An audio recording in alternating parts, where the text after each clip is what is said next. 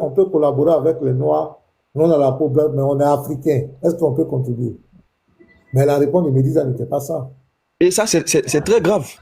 Ça, c'est très grave. C'est une preuve qui montre que ce n'est pas une affaire de réunir les Africains. Non, ce n'est pas ça. C'est une affaire des races noires. Ce n'est pas bon. Voilà. C'est pas un bon combat. C'est pas un bon combat. On ne peut pas soutenir ça. Si on parle de l'Africain, c'est que c'est tous les Africains, peau blanche, peau noire, tout le monde. Là, comme ça, c'est équité. Mais c'est pas normal. Notre combat, c'est de pouvoir imposer le respect. Partout où on passe, on doit être vu comme les hommes aussi. C'est tout. C'est tout ce qu'on demande. Et sur le point de l'adoration, tout à l'heure, vous avez évoqué, il nous demande de ne pas croire au Seigneur Jésus-Christ, mais de revenir aux sources africaines. Et je vous rappelle, pasteur, tout ce mois de juillet là, moi-même sur mon panel, j'ai lancé un programme, tout ce mois de juillet, pour donner à ces détracteurs-là, musulmans, chrétiens, kémites, de venir s'exprimer. Ils auraient venu nous dire qu'est-ce qu'ils nous reprochent exactement. Et j'ai mis comme thème, présente-moi ton Dieu. Présente-moi ton Dieu. Mais pasteur, mais on ne peut pas. Mais c'est de la merde qu'on attend ici. C'est de la merde qu'on attend. Des gens qui viennent se dire qui dit que Dieu c'est la nature, Dieu c'est tout ce qui respire, Dieu c'est tout ce qui vit. On leur demande, mais qui est le Dieu créateur alors? Il y en a même qui dit que c'est la matrice. C'est la matrice qui est le Dieu créateur. Maintenant, lui, il est sataniste. Lui, il est sataniste. Hein. Il dit que c'est la matrice qui est Dieu créateur. Il est d'accord. Bon, la matrice qui est Dieu créateur là-haut. Est-ce que toi, entre la matrice qui est Dieu créateur et puis Satan là, toi, tu suis qui? Il dit que lui, il suit Satan. Bon, regardez-moi des raisonnements comme ça. Et un homme comme ça, lui là, il est tout le temps en train de nous foutre la merde sur les panels chrétiens pour que nous, on laisse cette histoire du Seigneur Jésus-Christ. Bon, toi, tu dis que c'est la matrice qui est Dieu. Tu n'adores pas le Dieu créateur qui est la matrice là, tu adores Satan qui est créature là. Bon, toi, tu vas nous dire quoi aussi? Hein? Toi, tu peux nous dire quoi? Et puis, il a posé une question encore. Dis-moi, entre toi qui est l'adepte de ton Dieu Satan là, et puis Satan qui est ton Dieu là, qui dirige qui conduit qui? Il dit que c'est lui qui dirige, c'est lui qui dirige, c'est-à-dire que son Dieu Satan là ne peut pas le diriger. Mais regardez-moi les choses comme ça. Est-ce que ça c'est logique? Est-ce qu'avec ce genre de mentalité, on peut avancer? On ne peut pas avancer. Vous êtes incapable de présenter votre Dieu. Vous êtes incapable de présenter celui que vous adorez. Et vous voulez vraiment vous mettre sur le chemin des chrétiens. Non. Mais quand on parle pour aller plus loin, ils nous disent que nous, les chrétiens, avec les musulmans, c'est eux qui ont gâté l'Afrique. C'est-à-dire qu'ils mettent le combat sur le plan religieux pour foutre la merde encore. Non, c'est pas comme ça. C'est pas comme ça. Aujourd'hui, nos enfants qui vont à l'église là, comme à l'école là, ce qu'ils ont appris à l'école là, il faut qu'on dispose des moyens pour leur donner de pouvoir mettre ça en exergue. C'est tout le problème de l'Afrique. C'est tout. On a quel problème encore? Ne mettez pas sur l'affaire de religion, c'est les musulmans, c'est les chrétiens qui ont gâté l'Afrique. Ça n'a rien à voir ça. Ça n'a rien à voir ça. Me disant, ce combat qu'ils mènent là, c'est un faux combat. C'est un faux combat. Et ça, c'est pour diviser encore plus les gens. Il n'a qu'à arrêter ça. C'est pas du tout normal. Moi, en tout cas, vraiment, c'est ce que je voulais dire. Il faut que vraiment on puisse revoir ça. C'est pas normal du tout. Donc, les kémites là, vous êtes dans un faux combat. S'il y a un kémite ici, il faut savoir que c'est un faux combat que vous menez. Le combat des races là, c'est un faux combat. Et il faut que vous sachiez qu'on ne vous a pas, les chrétiens, les musulmans ne vous ont pas empêché de développer votre continent, de développer votre pays. Aucunement. Est-ce que les chrétiens, les musulmans vous ont empêché de développer votre continent? Aucunement. Pourquoi vous acharnez sur les chrétiens, sur les musulmans? C'est pourquoi? Arrêtez ça. C'est pas normal. Merci beaucoup, pasteur. Je m'arrête là. Merci. Sois béni, frère. Il y a James qui est là. Il y a Spirou. Bon. Oui, James, bonsoir. Bonjour, pasteur, c'est Spirou. Ouais, Spirou cool. Ah, Oui, Spirou cool. Alors, les kémites, ils ont un problème majeur. Hein. Je ne vais pas peut-être faire toute une démonstration. Vous l'avez déjà fait, et brillamment d'ailleurs. Mais il y a un véritable problème avec les kémites, en particulier Médusa, qui est une de leurs références, il dit à chaque fois que la seule chose qu'il faudrait donc prendre en compte, c'est la connaissance, et que la croyance, pour lui, c'est l'ignorance. Et voilà le cheval de bataille de tout ce qu'il fait, c'est-à-dire que son support majeur, c'est ça, la connaissance et rien que la connaissance, que la croyance pour lui, c'est l'ignorance. Mais seulement, ce qu'il ne dit pas à ses adeptes, voilà, ce qu'il ne dit pas à ses adeptes, c'est que les chrétiens, les religieux en général, ils sont également adeptes de la connaissance. Mais en plus de la connaissance, nous avons la croyance parce que on a une dimension de notre être qui est rattachée au spirituel. Donc c'est la foi, la croyance qui nous permet d'accéder à cette dimension. Alors que eux, les kémites, eux-mêmes, ils font une restriction en se basant seulement sur la connaissance. Donc c'est un faux combat qu'il fait. Il ne dit pas tout à ses adeptes. Il fait croire à ses adeptes que les chrétiens rejettent la connaissance, ce qui est faux. Il y a plusieurs scientifiques mieux placés même que Medusa, des scientifiques qui ont fait des découvertes majeures et donc qui sont vraiment des adeptes de la connaissance. Je parle de Blaise Pascal, de Newton, de Kepler, etc. Mais tous ces scientifiques-là croient en Dieu. Ils sont convaincus que Dieu existe. Donc, ça montre à Medusa que, tiens, qu'il est limité lui-même. Et ce qui est plus grave, enfin, c'est qu'il dit qu'il est seulement sur la connaissance et que la croyance, pour lui, c'est l'ignorance. Mais dans leur pratique, eux-mêmes, ils vont dans le spirituel, qui est rattaché à la croyance pour avoir des pratiques démoniaques. Donc, en réalité, il est faux. Il dit seulement la connaissance, mais derrière, il va dans le spirituel pour avoir des pratiques démoniaques. Donc, en fait, il triche devant ses adeptes, il ne leur dit pas tout. Et enfin, c'est la démonstration que vous avez faite tout à l'heure.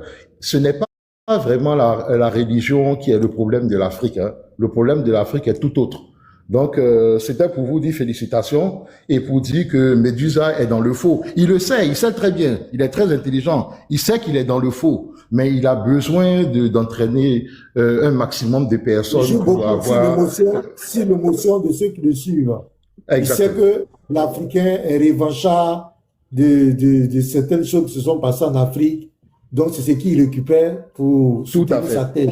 Et comme tu l'as dit, c'est un combat de rejeter la croyance, mais lui-même, il n'est pas kémite. Parce que un kémite, là, c'est un croyant. Même les scientifiques, là, eux, croyant des divinités, ils avaient des croyances, des pratiques. Donc, je ne sais même pas, il dit rien de bon. Voilà. D'accord. Alors, donc, c'était ça mon intervention. Merci donc, pasteur, et puis bonne continuation. Merci à vous. Bonne journée à vous. On va saluer notre sœur Steffi. Steve. Et toi aussi, ton nom, il faut changer un peu. STF. Il faut mettre un nom simple. On va dire, non, STF, Tidis, tout ça, là, c'est quoi? Salut, la sœur. Bienvenue. Shalom à tous. Voilà. Shalom. Bienvenue. Tu as la parole, ma sœur. Merci, pasteur, pour l'exhortation de ce matin. Moi, hier, j'étais dans un live d'une personne là, qui apparemment qui était chrétienne, mais je sais pas, fait des panels, elle a un modo kémite là-bas qui reste souvent avec elle là-bas. Et c'est la première fois que je montais. Elle avait mis comme thème, les kémites, le mouvement kémite est-il là pour unir ou diviser les Africains? Ah oui, j'ai vu l'action là, j'ai vu ça. Voilà. Et donc, moi, je suis montée là-bas, je me suis dit, ah, c'est un bon thème. Pour une fois, on voit pas, Dieu n'existe pas. Donc, je suis montée là-bas. Il y avait d'autres kémites et d'autres frères aussi chrétiens. Aucun kémite était venu presque dire, peut-être un seul, mais ils sont même pas venus. Ils voulaient toujours rentrer dans la Bible. Ça, c'est une maladie, pasteur, je comprends pas. Comment t'as un thème où tu dis les kémites sont-ils pour favoriser l'union ou la division? Toi, tu dis que normalement, toi, c'est pour l'union. T'as un boulevard pour prêcher l'union que les kémites ils font. Ils ont même pas fait ça. Ils faisaient juste dire, oh, le christianisme, oh, la Bible, l'épée divisée, je suis pas venu apporter. Donc, eux, comme la Bible dit, ils viennent juste pour voler, détruire, dérober. Mais quand c'est le moment de construire, ils n'arrivent pas. Si c'est pas quelque chose de diabolique, qui vient pour juste dérober, détruire, voler, égorger? Ça veut... Ben oui, parce que comment tu peux ne pas essayer de faire la promotion de ce que tu crois? Et quand on te donne maintenant de faire la promotion de ce que tu crois, tu vas toujours attaquer dans les livres des gens. Ça c'est un problème, c'est que il y a pas de fondement. Et là-bas, je leur ai lu un livre parce qu'il y a beaucoup de gens qui disent qu'ils sont kémites, mais je crois qu'ils savent même pas les fondateurs des kémites ou bien tous les gens là. Ils aiment bien souvent parler de Cheikh Anta Diop, alors que Cheikh Anta Diop, il était musulman, et lui-même, dans ses livres, il écrit, je viens pas parler de la véracité de christianisme, etc. Mais c'est toujours lui qui vient prendre, parce que comme lui, il a fait ces histoires-là avec le colloque du Caire et les scientifiques. Mais par contre, une personne qui est vraiment kémite, c'est Doumbi Fakoli. Et j'ai montré, il a fait un livre, carrément, il appelle ça « Comment sauver Kamita des traites ». Et dans ce livre-là, pasteur, je vais essayer de mettre la caméra. Je me dis, mais c'est la maladie là-bas. C'est pas possible. Je comprends pourquoi les gens là sont faux. Et attendez, je sais pas si on voit. Et il explique. Voilà. Je vais me mettre comme ça. Voilà. Il explique ici ce que lui il appelle les faux problèmes de Kamita. Je sais pas si vous voyez. Il explique ici ce qu'on appelle les faux problèmes de Kamita. Et donc, il dit que les fraudes, tout ça là, c'est les faux problèmes. Le problème de Kamita n'est pas la fuite et l'exil de la jeunesse vers des horizons inconnus, etc.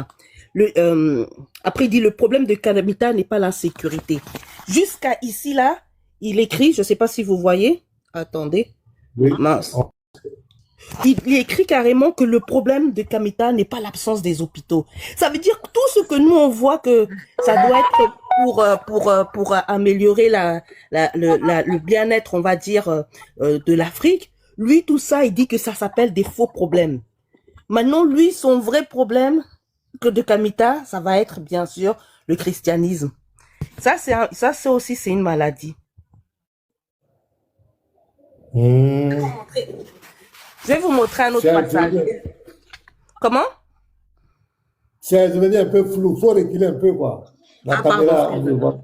Voilà. Voilà, c'est un peu trop. Voilà. Et là, qu'est-ce qu'il parle? Il parle qu'il faut que les kémites, ils fassent comme des loges maçonniques, mais il appelle ça des sociétés secrètes, authentiques. Et il dit que les sociétés secrètes kamites authentiques ont une protection efficace contre nos ennemis. Les sociétés kamites authentiques sont des lieux d'apprentissage et de production d'actions magiques. La pensée kamite, dans la pensée kamite, toute religion qui ne pratique pas la magie n'a aucun intérêt et ne sert à rien. Car les prières et rien que la prière n'obtiennent aucun résultat significatif. Voilà. Vous voyez? Tu vois, c'est Voilà. C'est qui ça? Comment il s'appelle? C'est qui ça? Quel est son livre là? C'est là. Doumbi Fakoli. Comment sauver Kamita et ses traites. Ah, c'est un bon livre. Hein? Voilà. Est-ce que. Oh, ça, on peut avoir je pense, c'est un petit livre, hein, il n'y a même pas beaucoup de pages, ça fait à peu près 45 ou 70 pages. C'est même pas un gros livre, ça se lit très facilement. En plus, comme il écrit avec des grosses écritures, là, c'est pas comme si c'était petit, donc ça se lit. Et là, moi, quand j'ai vu ça, je me dis, mais, donc lui, là, pour sauver les problèmes qu'on voit, là, l'insécurité, les problèmes où, justement, les gens partent mourir en mer pour essayer de traverser l'exil de la jeunesse, tout ça, il dit que ça, c'est pas des problèmes. Le problème, c'est parce que, en gros, ils font pas la magie. Ce sont des sorciers. C'est un sorcier qui est là. C'est la sorcellerie. Et il dit qu'ils doivent avoir, il dit les sociétés authentiques kamites sont des lieux de connaissances multiples. Connaissance de la nature, connaissance de l'humain, connaissance de la divination, connaissance des vertus des plantes et des différentes parties des animaux. Donc c'est ça qui et les kémites quand ils parlent, ils veulent jamais parler de ça. Parce que les gens qui sont sur TikTok, ils savent que leur truc là, il est pas bon. Donc, au lieu de parler comme lui là, il a pas honte, hein. Il écrit dans son livre, il propose et tout ça. Et c'est là. Et où ils disent que nous, les chrétiens, on divise parce qu'on fait des débats interreligieux avec les musulmans, alors que c'est pas pareil. Parce que si les kémites, justement, on veut faire des débats interreligieux avec eux, où ils viennent présenter leur spiritualité et le chemin pour le salut de l'âme. Comme on peut faire, et donc quel est le chemin? Mais eux, ils vont aller dans la politique, ils vont aller dans le développement, et en fait, ils vont aller justement contre la cohésion sociale d'un État. Parce qu'ils disent qu'on ne peut pas vivre avec certaines personnes parce que les gens là, ils n'ont pas dans la même religion. Alors que quand on dit qu'on nous, on fait le christianisme, nous, on montre le chemin vers qui est Jésus, le chemin, la vérité, la vie, et nul ne vient au Père que par lui. Donc, on montre le chemin. C'est pas le chemin pour dire qu'on peut pas faire un pays, on doit faire un pays qu'avec des chrétiens. Non, et que si t'es pas chrétien, tu dois quitter le pays. Alors que eux, ils font des choses comme ça, ils disent des choses comme ça. Et c'est pour ça que le mouvement kémite là, c'est un mouvement pour moi en tout cas, comme j'expliquais hier, qui est divisionnaire. Pasteur, moi ce que j'aimerais bien, si c'est possible, c'est que s'ils veulent faire vraiment les débats là interreligieux, moi je suis pour, mais qui présentent leur spiritualité, qui présentent les choses que les gens là disent. Comme ça, tout le monde voit, mais eux, ils veulent cacher ça et ils veulent montrer que non, c'est juste qu'on est fier d'être noir. Alors que c'est pas être fier d'être noir qui émite, c'est pas ça. Ils ont des projets derrière, ils ont des projets de construction de société. Ils veulent faire des sociétés secrètes où on apprend la magie, la divination, et ils veulent cacher ça. Donc, je laisse la parole. Merci beaucoup, hein, j'écoute. Merci, ma soeur. Sois abondamment béni. Voilà, sois vraiment béni, Stéphie. Je vais acclamer. Voilà, dis-moi ça. Tu es là, hein? Dim, tu es là? Il n'est pas là. Ok, donc parce que si c'est possible, il intervient juste. Vas-y, vision chrétienne, vas-y. Ok. Oui, shalom, de Dieu. Merci beaucoup pour le combat que tu mènes. Et avant de développer, il y a juste une doléance, si on m'entend. J'aimerais que tu fasses de ce chantier-là, de Kémit-là, un deuxième chantier. Après l'interreligieux, vraiment, il faut prendre ça à bras le corps pour que il y a beaucoup de choses à dire dessus. Et comme toi, tu es guide, il veut que tu portes ça vraiment sérieusement. Parce que tu vois, au plan spirituel, c'est ce que tu as développé. Ya, hijau. Ayolah, il se passe tout rond. Le petit mouvement qui était développé. Attends, il bug ou bien c'est le live? Nous tous on se retrouve. Vision, tu bugs fort. Ah, Ou bien c'est le live qui bug? Est-ce qu'on m'entend? C'est lui qui bug, pasteur. On vous attend bien. Ah, donc c'est lui. Donc, Vision, descends, tu remontes parce que tu bugs fort. C'est très grave, même. Filtre est là. Faut monter.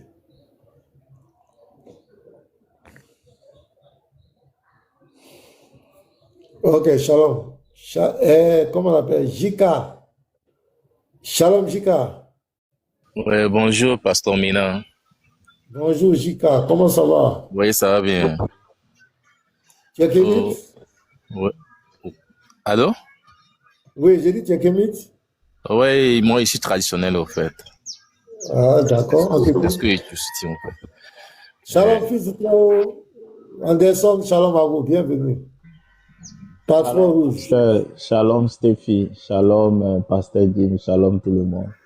Tapotez en commentaire, tapotez. Faites monter le mercure, partagez. Okay. Vas-y, hein, désolé, Jika, c'est toi qui as la parole, hein, vas-y. Ok, merci beaucoup. Et je salue tout le monde sur ce panel-là.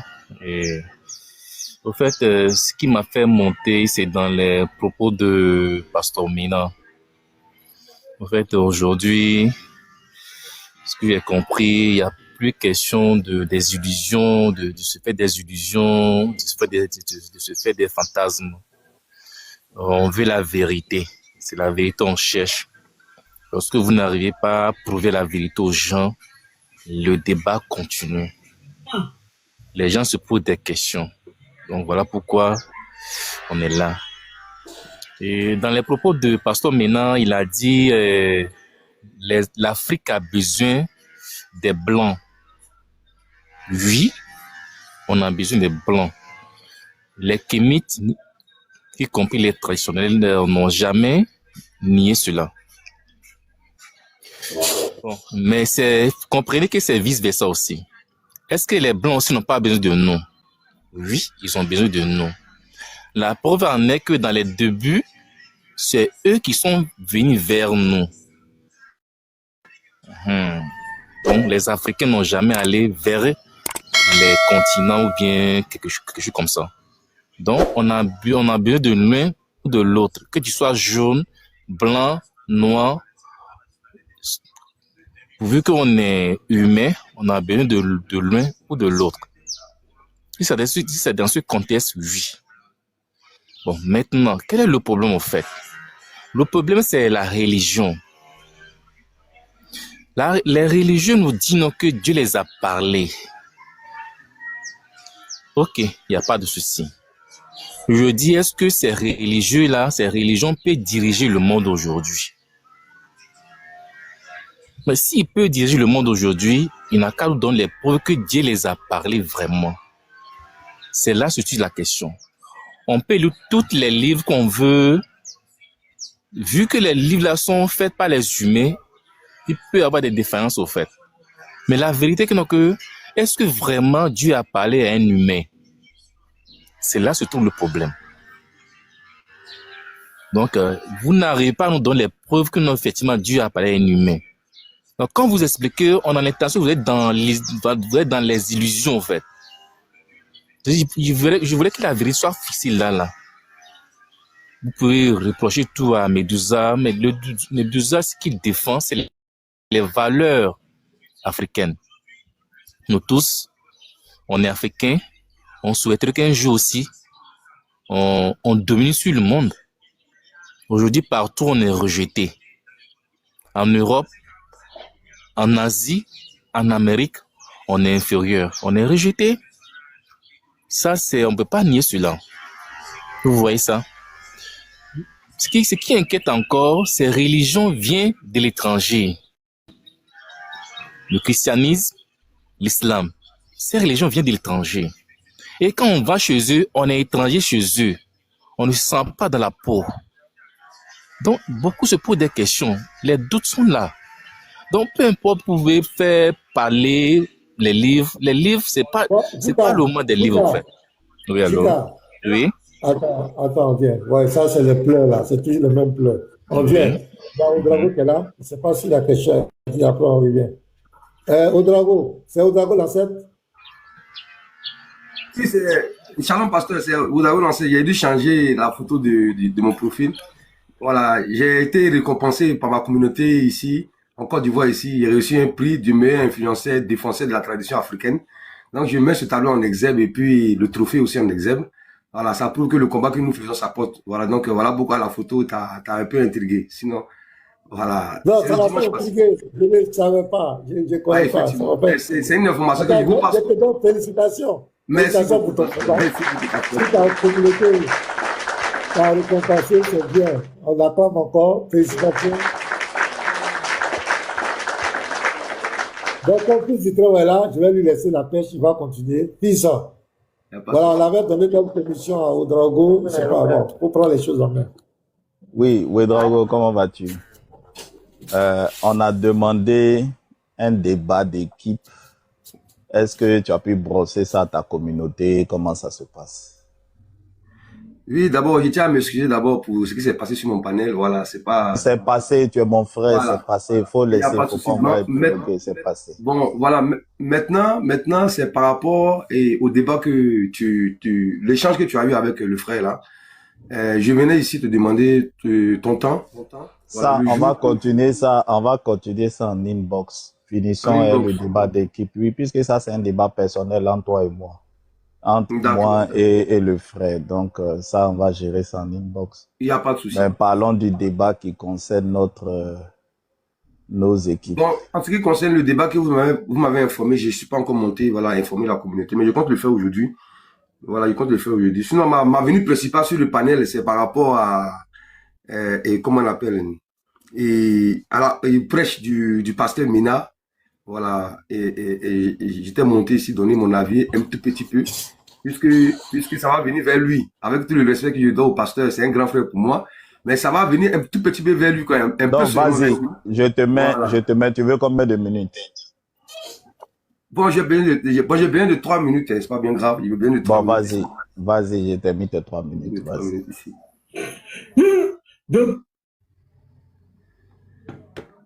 Donc, tous ces grands chercheurs, toutes ces personnes qui ont fait les grandes découvertes là, ils étaient que vite.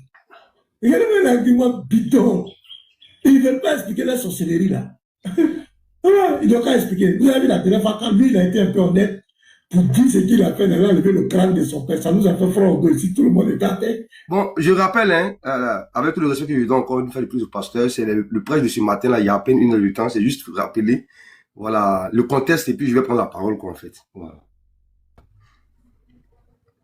Ben, ces abominations comme ça ils font. Son père, ils ont honte de parler de ça. Quand un peu boulanger, il veut dire là, le panel est gâté, tout le monde est à terre. Comment quelqu'un va aller la tombe de son papa, au nom de quoi? Il va aller profaner la tombe de son père. Il veut faire décourager quand même, hein? Descendre dans une tombe, voir le squelette, aller prendre, arracher la tête. Hein? Il y a un deuxième qui nous a dit, lui là, eux là, ils arrachent la tête là. Ils arrachent la tête et puis ils mettent des feuilles dedans, des trucs, et puis ils font bouillir. Bon, je vais pas continuer, voilà, je vais pas m'attarder dessus. Voilà, je vais ici d'abord prendre la parole. Quel est le problème pour un individu qui veut rendre un hommage à sa façon et à sa manière, ses propres parents, ses ancêtres? Du moment qu'il ne vient pas t'offusquer, toi t'es frustré, toi t'es gêné dans ce que tu es en train de faire, je trouve tout à fait normal.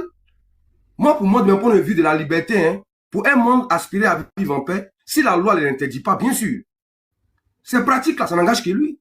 Du moment qu'il ne veut pas te l'imposer. Ça, c'est un premier point. Nous, en signant toute la toile ici, hein, nous, on voit ici les crânes des saints, des églises qui ont combattu pour les églises, qui sont, hein, comme on appelle, exposés dans des musées. Et ça, ça n'offusque personne. Mais quand on pratique ça, le pasteur nous dit que nous sommes des sorciers. Pourtant, alors que nous, on vit avec vous. Bon, si vous avez une puissance pour détruire le sorcier, voilà votre dragon, détruisez-le, en fait. En fait, bon, c'est-à-dire que moi, on m'interdit, à moi, au dragon, d'aller sur la tombe de mon papa, d'aller faire des offrandes. Parce que chaque peuple a une, comment on appelle, a une pratique différente des uns et des autres. Chez les Bamileke, par exemple, mais c'est tout à fait normal qu'ils déterrent le crâne de leurs parents, le crâne, à un moment donné, quand ils ont fini de les enterrer, ils vont créer une concession, ils vont l'exposer, et ils vont expliquer à la génération future pour dire, voici vos ancêtres. C'est une manière pour eux de les honorer. Mais si vous, étant chrétien, vous trouvez ça, comment on appelle, vous êtes offusqué. Mais ça n'engage que vous. Nous, on n'a pas besoin de votre avis pour pratiquer notre spiritualité du moment que nous sommes en conformité avec la loi. En fait, là, il faut qu'on se dise la vraie vérité. Je n'ai pas besoin de l'avis du musulman ni du chrétien pour pratiquer ma spiritualité. Maintenant, si la loi de mon pays me l'interdit, il n'y a pas de souci. Moi, en Côte d'Ivoire, ici, là, je n'ai jamais entendu que la loi peut permettre ici de déterrer le crâne, hein, de l'un de mes ancêtres pour aller l'exposer dans une maison pour l'honorer. Non, la loi ici me l'interdit. Mais à savoir si la loi interdit les Bamileke, ça c'est une question qu'on reste en suspens. Mais moi ici, la loi ne m'interdit pas d'aller sur la tombe de mon papa, aller faire des offrandes. Mais le chrétien va trouver, il va se sentir offusqué que moi je pratique la sorcellerie. Alors que lui, il est libre de faire ce qu'il veut et il trouve normal. Il trouve normal jusqu'à ce que personne même n'a le droit de le critiquer, ni de dire ce que nous on pense. Mais ce temps est révolu.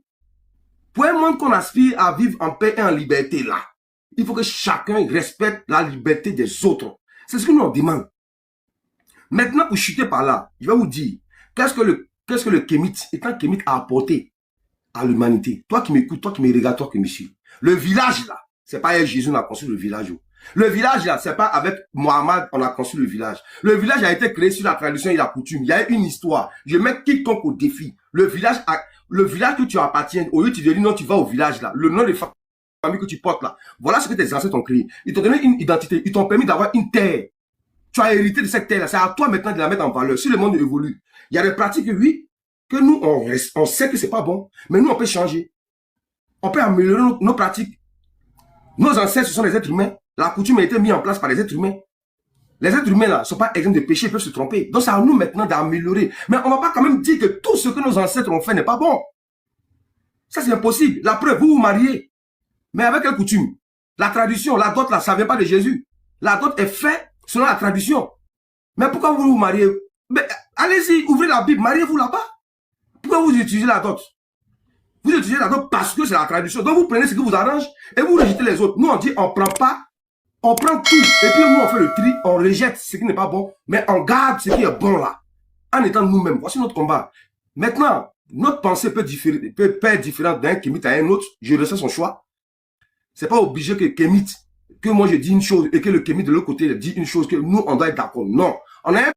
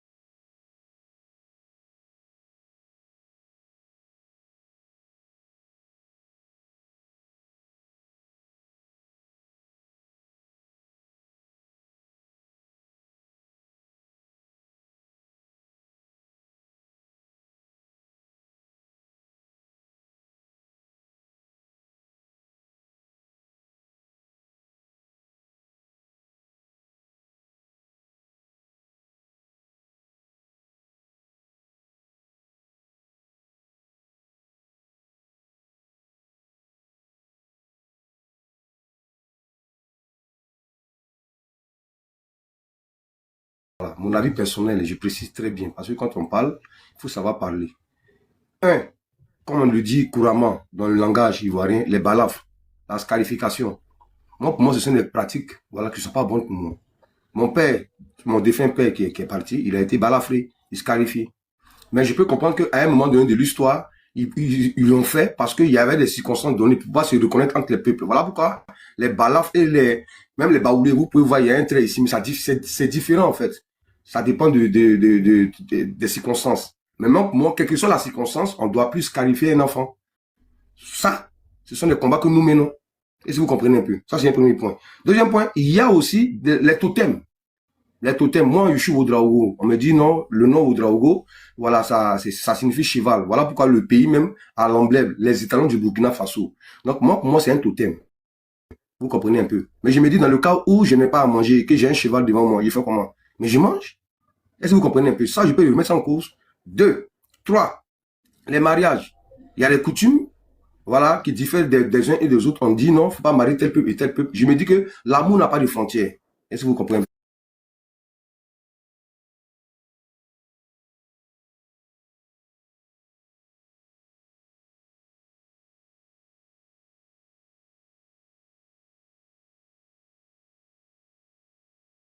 Pour comprendre pourquoi ils ont mis ce genre de loi en place. Et puis, on l'améliore. Voici comment on l'améliore. Maintenant, les bonnes choses qu'ils ont fait, les très très bonnes choses, nous ont appris d'abord comment cultiver la terre, comment fabriquer une gaba. Beaucoup de personnes vont rire, mais je mets quiconque au défi ici sur ce panel-là, tout le monde, tous les 300 personnes d'ici, ils seraient incapables de fabriquer la gaba. Parce que la gaba, c'est une technique très très très révolutionnaire. Parce que non seulement il faut façonner le bois, et puis extraire les minéraux, avoir, comme on appelle, la science pour pouvoir façonner le fer. Donc ça, c'est une technique que nous, on peut hériter de ça, la gaba. Ça servait à cultiver le champ. 1. De 2, savoir compter les saisons. De 3, comment se marier, comment mettre en place des lois. Donc voilà un peu ce que je peux te citer comme bon... Non, pasteur, on posait une question rattachée à votre question. Rattachée à votre question. Oui. Pardon, attends, je finis, puis tu prends la parole. Bon, sur quelle base, toi, tu mets en cause les pratiques de tes ancêtres? Sur quelle base? Je mets en cause les pratiques de mes ancêtres sur 2 bases. 1, la loi qui nous régit, la loi dans le pays qui nous régit, et puis sur la base de la moralité. Parce que je me dis, et je vous laisse la parole, je me dis dans 200 ans, nos petits-enfants aussi vont nous juger sur la base de la moralité. Donc, aucun être humain n'est exempt de tout péché. Voilà, on peut le juger, on peut dire voilà ce qu'il a fait n'est pas bon, mais voilà ce qu'il a fait qui est bon. Donc, sur la base de la moralité, je juge mes ancêtres. Donc, il n'y a pas une interdiction. Je vous laisse la parole, le pasteur. Si vous me donnez une loi qui interdit qu'un être humain peut juger sa tradition, je suis partant pour ça. J'attends les preuves. Sinon, il n'y a aucune loi qui dit dans notre tradition qu'on ne peut pas critiquer notre tradition. Ce n'est pas possible. D'accord, donc fils, je te laisse Oui, Drago, moi je vais approfondir quelque chose. Tu vois, moi je veux que tu descendes du panel en étant cohérent. S'il n'y a aucune loi qui interdit à un être humain de juger sa tradition, faut accepter que moi, fils du Très-Haut, j'ai jugé la spiritualité de mes ancêtres et j'ai dit que c'est bon pour la poubelle. Maintenant, si toi, tu n'as pas atteint le niveau encore de juger ça et que tu trouves bon, tu continues. Mais ne viens pas me dire que parce que j'ai jugé la spiritualité de mes ancêtres et que j'ai jeté ça à la poubelle, je suis plus un Africain. Parce que toi-même, tu t'arroges le droit de juger tes ancêtres. Mais ça, je mets ça de côté. Il y a quelque chose que j'ai pas compris. Pourquoi les ancêtres ont dit que le cheval était un totem? Je pense pas que les ancêtres sont fous. Ils savent que le cheval, c'est la viande. Ils mangent toutes les viandes. Ils vont en brousse, ils mangent toutes les viandes. Mais il y a quelle histoire spécifiquement rattachée au cheval? Est-ce qu'il y a une histoire derrière? Ça, c'est pour ma culture personnelle. Pourquoi pas? Ils mangent tous les animaux. Tout ça, ils mangent. Il y a quelle histoire? Pourquoi le cheval? Il y a quel problème? Je pense qu'il y a une pensée derrière. Je ne pense pas qu'ils se sont levés comme ça, ils ont regardé et puis ils disent, bon, cheval là, on mange plus. C'est quelle histoire qui est derrière cette affaire de cheval là? Beaucoup très aussi, si tu peux me le permettre au moins une minute pour pouvoir répondre. C'est ça en fait le problème de l'Africain en général. Il connaît l'histoire des autres sans se connaître lui-même. Beaucoup de personnes ici, je vais poser la question, quelle est la signification de ton nom de famille? Beaucoup de personnes vont échouer à cet exercice-là. Toi, fils de très, moi, je te sais très intelligent, tu es un médecin, je n'ai même pas ton niveau. Est-ce que tu me comprends un peu? Loin de là. Mais l'histoire qui est derrière, hein, ce nom-là, c'est simplement, comment on appelle, un hommage à cet animal-là, hein, qui a sauvé, et comment on appelle, l'ancêtre, tu me comprends, la reine Yenenga qui a permis de se sauver, hein, pour pouvoir gagner sa vie, parce que son papa, voilà, voulait attenter à sa vie, parce qu'elle voulait pas se marier, donc elle voulait partir. Donc, en partant, c'est le cheval qui l'a guidé, qui l'a permis de pouvoir se déplacer, et elle a croisé un ancêtre qu'on appelle Rialé. Donc, ensemble, ils ont fondé une famille. Donc, pour rendre hommage à cet enfant qui vient de naître, ils vont nommer cet enfant-là le nom du cheval dans les langues maternelles, qu'on dit Ouedraogo, l'étalon du Burkina. Voilà pourquoi, comme on appelle le cheval, est l'emblème même du pays, les étalons du Burkina. Tu me comprends un peu? Donc, voilà d'où vient mon nom. Donc, c'était juste un hommage. Donc, chaque nom de famille, pour chuter par là, chaque nom de famille a une signification. L'étalon, ça signifie l'eau sacrée. Ouedraogo, tu n'as pas répondu à ma question, hein, tu as répondu à une autre question. Je t'ai répondu. Non, ma question, c'était pas, quelle est l'histoire qui est cachée derrière le nom Ouedraogo? Tu as demandé ça d'abord, n'est-ce pas? Non, j'ai jamais posé cette question ici. Non, tu dis que tu es ignorant, tu sais pas pourquoi je peux te demander. Non, je n'ai jamais posé cette question ici. Encore une manipulation de ta part, vas-y. Non, mais je peux prendre les gens en témoin. Est-ce que c'est la question que j'ai posée? Parce que vous m'avez écouté, c'est la question que j'ai posée. Si tu as dit pourquoi on mange pas le cheval? Voilà. Mais c'est ça qui est là. Non, je t'ai pas demandé quelle est l'histoire derrière le nom. Là, tu es en train de me donner pourquoi est-ce qu'elle a appelé l'enfant Ouedraogo. Moi, c'est pas ma question. Peut-être que la réponse ne s'y est pas. Donc, repose la question. Vas-y. Non, ma question c'est, j'ai appelé l'enfant Ouedraogo, j'ai compris, je lui ai donné le nom de mon cheval. Maintenant, d'où vient la décision que à partir d'aujourd'hui, on va plus manger cheval? C'est ça ma question. Maintenant, apparemment, tu ne veux pas prendre ma réponse. Je te dis, pour rendre hommage à cet animal-là, l'enfant qui va naître de l'union de la reine Yenenga et de mon ancêtre Rialé, en hommage à cet animal-là, ils vont donner le nom à cet enfant-là, Ouedraogo. Donc, à partir de maintenant, ça va devenir un totem, on va plus manger ce cheval-là, en hommage à ce cheval-là. Voilà pourquoi je t'ai dit que le cheval est devenu sacré. Voilà comment on rend les choses sacrées. Le cheval va devenir sacré chez nous, à tel point que le pays même va adopter pour en faire un emblème. C'est comme les éléphants de Côte d'Ivoire. Aujourd'hui, tu n'as pas venu abattre un éléphant comme ça, c'est pas possible. L'éléphant est sacré ici, que tu le veuilles ou pas. Vous comprenez? Donc voilà l'histoire qui se trouve. Donc voilà comment les totems vont naître. Tu me comprends un peu? Donc derrière chaque nom de famille, il y a toute une histoire. Donc maintenant, pour chuter par là, vous dites, tu as dit tout à l'heure que nous, on veut vous obliger à suivre textuellement ce que nos ancêtres ont dit et la tradition africaine. Mais fils de très haut, la manipulation, c'est vous. Ouedraogo, moi je vais toujours t'arrêter. Hein. Vas-y, il n'y a pas de souci. C'est le but si tu veux me citer, il faut me citer textuellement ce que j'ai dit. Faut pas transformer mes dits. J'ai compris l'histoire du cheval, mais je viens avec toi. Moi, quand je vous écoute toujours, vous-même là, vous ne respectez pas textuellement la tradition de vos ancêtres. Vous faites le tri, vous gardez ce que vous convient, et puis ce qui ne vous convient pas, vous jetez. Maintenant, pourquoi vous niez aux autres Africains leur droit de faire ça? Voilà, c'est la question là. C'est ma question. Voilà. Si vous rejettes, voilà. Vous acceptez. Voilà. Vous estimez que vous êtes devenu mature. Vous pouvez même examiner la tradition de vos ancêtres, garder ce qui est bon, rejeter ce qui n'est pas bon. Vous faites le tri. Ça nous arrange, on prend. Ça nous arrange pas, on laisse. Ça nous arrange, on prend. Ça nous arrange pas, on laisse.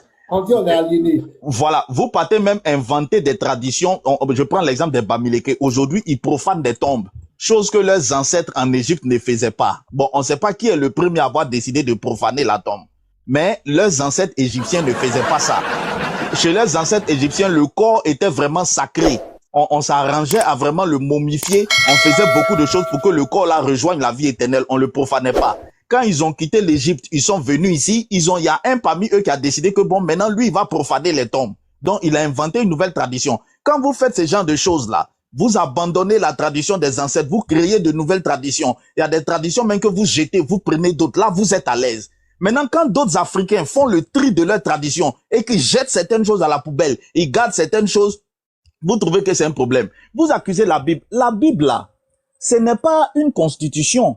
La Bible n'est pas un livre d'agriculture. La Bible, c'est pas présenté comme un livre qui va apprendre les gens à fabriquer la daba. La Bible n'est pas un livre de forgeron. Donc, quelqu'un peut pas dire que j'ai lu la Bible pour savoir comment fabriquer une daba. Il est bête. C'est-à-dire, c'est comme s'il est en train de dire, je lis un livre d'anglais pour apprendre des formules mathématiques. Ça, c'est l'idiotie. Tu peux pas venir dire que oui, je vais apprendre l'agriculture dans la Bible. La Bible n'est pas un livre de botanique. Tu peux pas venir dans la Bible chercher les minéraux. C'est pas un livre de géologie. Voilà. Maintenant, il y a certains Africains qui se sont assis en leur âme et conscience. Ils ont examiné leur tradition. Ils ont trouvé que bon, garder les noms africains, c'est pas mauvais. Les noms africains, garder nos noms africains. Bon, la manière dont on fait nos mariages, c'est intéressant. La Bible, c'est pas un livre qui donne un code civil des mariages. On va conserver nos mariages. Telle chose que on faisait de nos parents, c'est bien. Mais le côté spirituel de nos parents, là, ça nous a fait trop de mal. Ça, on n'en veut pas. On va jeter ça à la poubelle. Vous dites, non, pourquoi? Pourquoi ils vont jeter? Pendant que vous-même, là, vous faites le tri des choses de vos parents, vous jetez, vous prenez d'autres, vous jetez. C'est quoi ça? Pourquoi vous voulez nier à d'autres Africains le droit que vous vous accordez?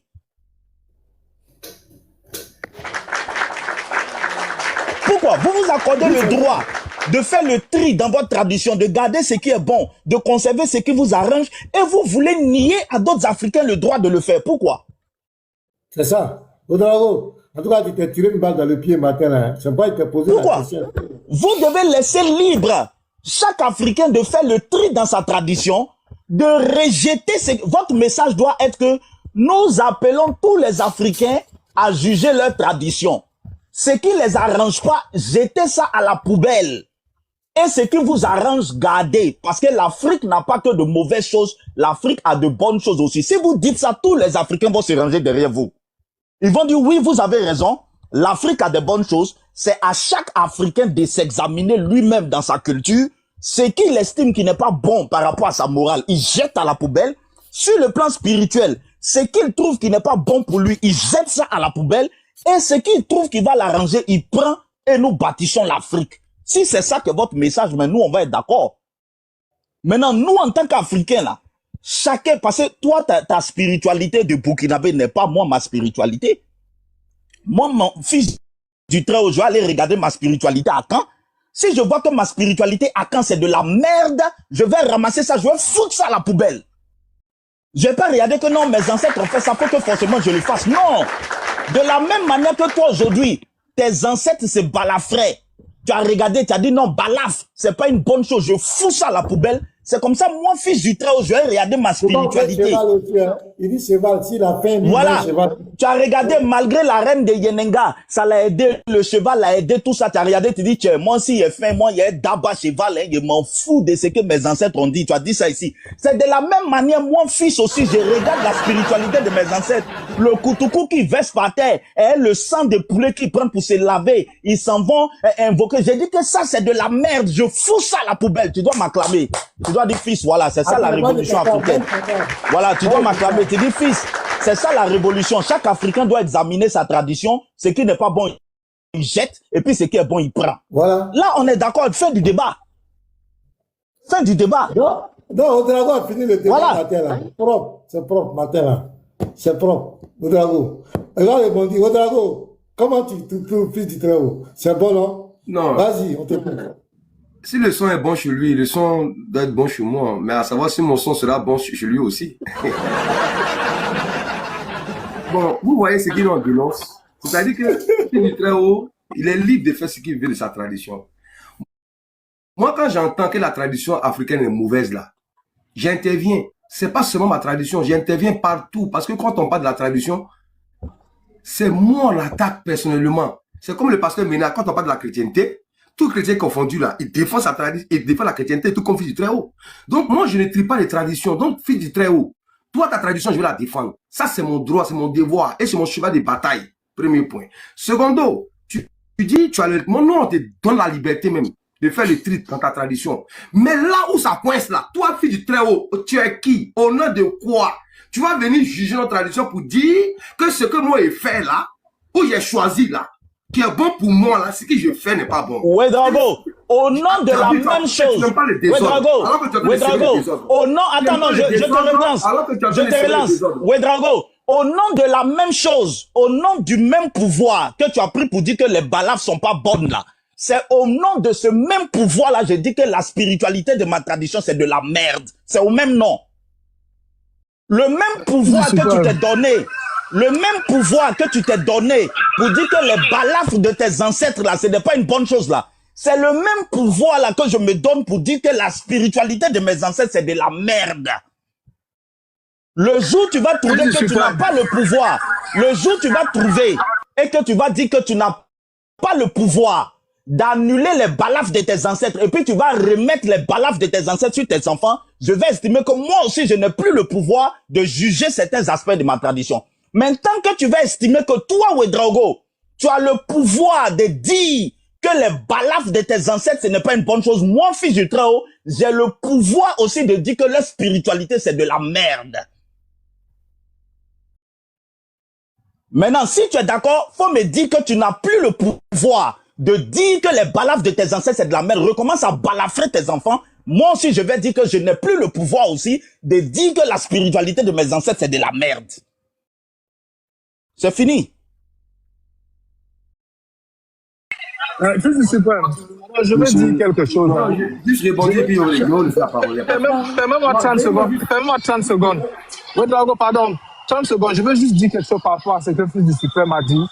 Pendant que Ouedraogo est en train de dire que la balafre là n'est pas bien, peut-être parce que ça va le rendre vilain. Parce que je sais que Ouedraogo, il veut plaire. Il veut que quand sa femme le regarde, qu'elle ne soit pas effrayée la nuit. Pendant le temps que lui il est en train de fuir la balafre, les Tchadiens sont en train d'augmenter le nombre de balafres sur le visage de leurs enfants, les Saras du Tchad. Ils sont en train d'augmenter le nombre de balafres. Donc du coup, entre les Tchadiens et Ouedraogo, qui est en train de dire que la balafre n'est pas bien, les Tchadiens qui sont en train d'augmenter la balafre. Si moi je vais entrer dans la spiritualité africaine, je vais aller de quel côté? Est-ce que je vais aller du côté de ceux qui sont en train d'éliminer la balafre, ou bien je vais aller du côté des Saras du Tchad qui sont en train d'augmenter le nombre de balafres, c'est-à-dire avant on balafrait seulement 2 traits sur le visage, maintenant on déchire tout le visage et on descend même jusqu'à sur le corps. Donc je vais aller de quel côté, Ouedraogo? Et en plus, il faut savoir une chose, c'est que pendant que toi, tu es en train de dire que le cheval c'est ton totem, dans une autre spiritualité africaine, le cheval là, c'est ça qui est leur nourriture, leur plat favori. Ça veut dire quoi? Si aujourd'hui, toi, tu vas te retrouver peut-être au Mali chez ceux qui mangent cheval. Maintenant, tu arrives là-bas. Tu trouves que tu vas voir que chaque jour, tu seras en train d'être scandalisé parce que le totem, celui qui a aidé ton ancêtre, chaque jour, ils seront en train de finir avec lui, de manger, alors qu'il y a le bœuf là-bas. Et toi, tu vas vouloir leur dire, non, ne mangez plus celui-là. Celui-là, il avait aidé mon ancêtre. Il va dire que, oh, là, celui-ci, c'est un idiot. Lui, quand notre ancêtre voulait fuir, sa patte faisait mal. Il n'arrivait plus à courir. C'est pour ça que nous, on le mange pour qu'il arrête de tromper les gens pour dire qu'il peut aider quelqu'un. Donc, vous voyez, c'est en fait ça, la spiritualité africaine. Les choses même que tu fais dans tes pratiques et qui sont acceptées chez toi. Quand tu vas aller chez les Bamileke, tu fais ça là-bas, c'est un sacrilège. Eux, ils vont t'attraper, ils vont te bien même. Tu vois? Donc, finalement, on va aller de quel côté? Parce que les Africains ne peuvent pas s'unir pour dire que voici une seule pensée, une seule chose à laquelle on doit croire. Comme c'est le cas avec le christianisme qui nous dit de nous éloigner du péché pour vivre pieusement selon la foi. Il n'y a pas un kémite qui va aller dans un village voisin et à être en accord avec son voisin. Si nous tous, on veut retourner à la spiritualité africaine, on va passer le temps à se faire des guerres comme dans les temps passés. On va passer le temps à se faire des guerres parce qu'on va trouver que telle personne est en train de manger cheval alors que c'est mon Dieu. Telle personne est en train de manger chameau alors que c'est mon Dieu. Telle personne est en train de faire ceci alors que pour moi c'est un sacrilège. Donc c'est un peu ça en fait, Ouedraogo, c'est ce que je voulais dire. Donc tu peux continuer, Ouedraogo. Pardon, je voulais dire. Non, c'est tout à fait normal que tu demandes une motion. Je suis ton panel, James. Moi, j'ai reçu une mission, hein, s'il vous plaît. Non, s'il vous plaît, je vais perdre. Ouedraogo parler un peu. Laissez Ouedraogo parler un peu. On l'a bien mal, laissez-le. Il va nous bien mal un peu. Vas-y. Effectivement, voilà. Hein? Non, c'est pas un bien mal, c'est juste la vérité en fait. Le fait que Fils du Très-Haut, voilà, s'érige en donneur de leçons et que lui, il vient nous dire ce que nous on doit faire, pendant que lui, il a le droit de faire le tri dans la tradition parce qu'aucun chrétien ne peut se marier. Aucun chrétien. Hein? Jésus l'a montré comment se marier. Il a fallu l'intelligence de nos... S'il vous plaît, passeport, votre micro. Il a fallu l'intelligence de nos ancêtres de vous montrer comment se marier. Donc, fils du Très-Haut, lui, au nom de sa religion, il va faire le tri, il va prendre ce qui est bon et il va laisser ce qui n'est pas bon. C'est-à-dire le côté spirituel. Mais nous, on dit, fils du Très-Haut, c'est ton droit, il n'y a pas de souci, fais ce que tu veux. Mais le plan, c'est quoi? Ne viens pas me dire à moi qui ai fait le tri. Non seulement, mais du côté de la spiritualité, j'ai aussi fait le tri. J'ai aussi choisi de pratiquer cette spiritualité-là. Tu vois, venir me dire que moi, Ouedraogo, l'ancêtre là, il faut laisser ça et que Jésus est mort pour mes péchés. C'est ça le vrai problème là, en fait. En fait, c'est vous qui vous érigez en donneur de leçons.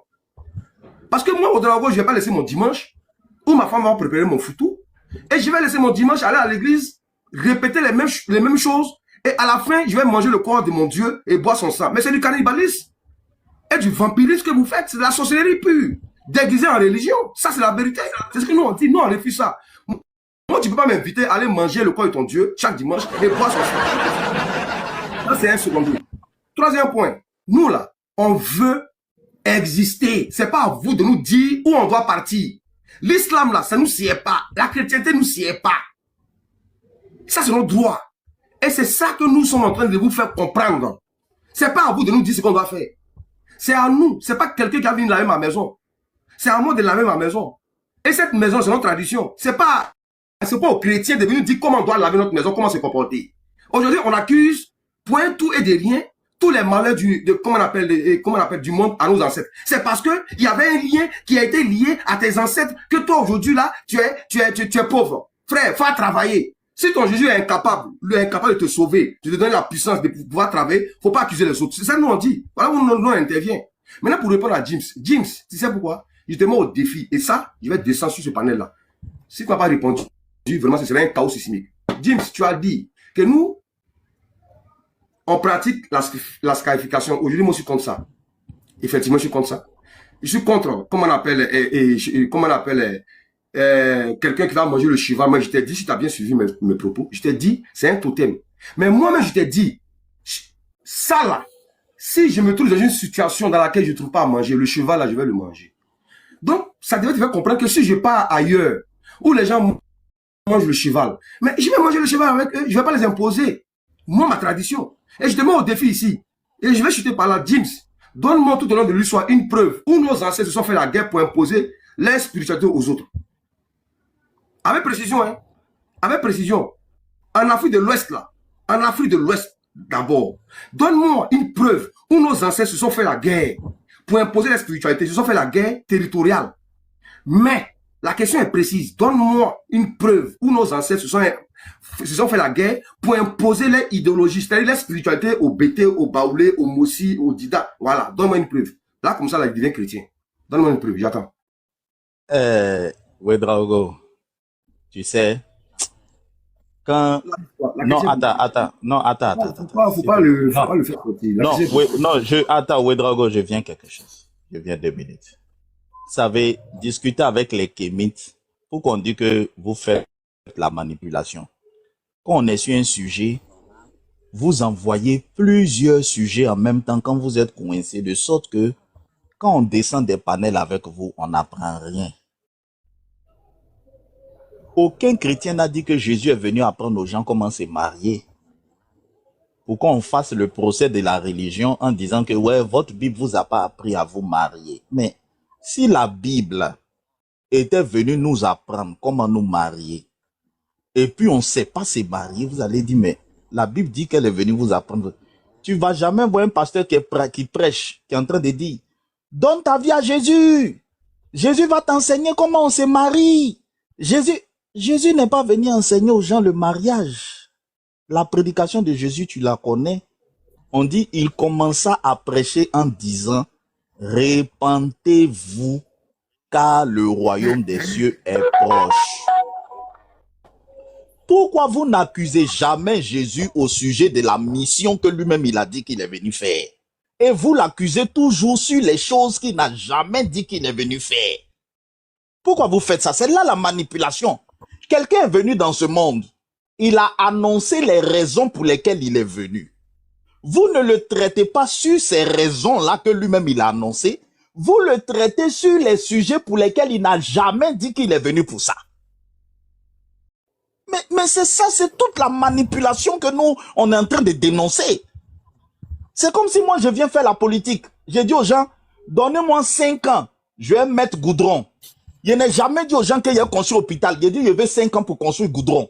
Et puis à la fin de mon mandat, on dit, tu n'as pas construit hôpital, tu n'as pas fait aéroport. Mais quand il venait vous demander le mandat, est-ce qu'il a dit qu'il a fait aéroport? Il a dit que je fais goudron. Jugez-moi sur le goudron. Et c'est votre manipulation là que nous on n'aime pas.